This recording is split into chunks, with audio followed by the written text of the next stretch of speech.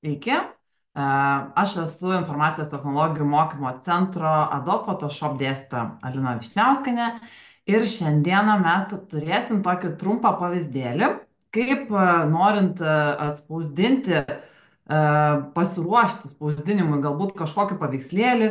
Šiuo atveju parinksime nuotrauką tokią portretinę, bet tai gali būti ir kažkoks kitas jūsų paveikslėlis, jeigu jūs norit jo pridauginti tiesiog kelis vienetus ant vieno lapo, kad nereikėtų labai vargti, kaip tai galėtų atrodyti. Tai iš karto dalinuosi ekranu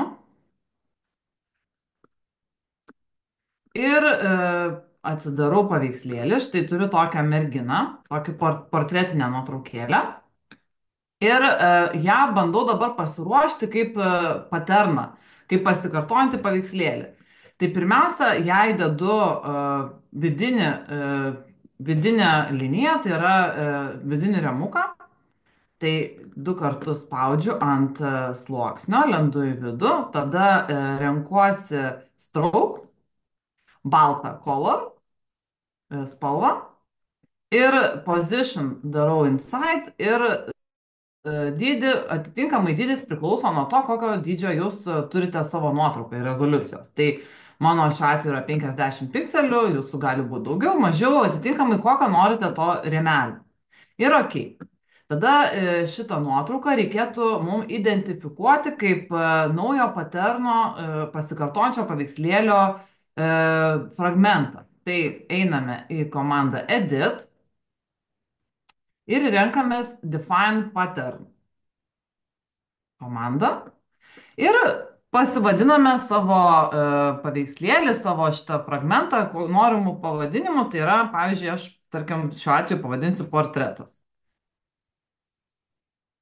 Ir ok. Tada mums reikia naujo lapo, tai yra File New. Iš defaultinių tų paruoštukų aš išsirenku A4 formatą. Tai tarkim noriu pasiruošti A4 formatą, kad galėčiau, tarkim, buitiškai jį atspausdinti. A4 Create. Ir tada einu apačioje Layer paletėje, kur yra Adjustment ir renkuosi Pattern. Adjustment Pattern. Ir šiuo atveju atsiranda mūsų pattern meniu.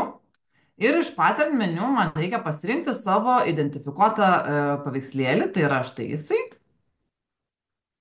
Ir pasirenku scale, tai yra kiek noriu, kad tų nuotraukyčių būtų. Šiuo atveju mano paveikslėlis tikrai yra didelis, už tai jisai toksai 100%, yra daug didesnis už lapą.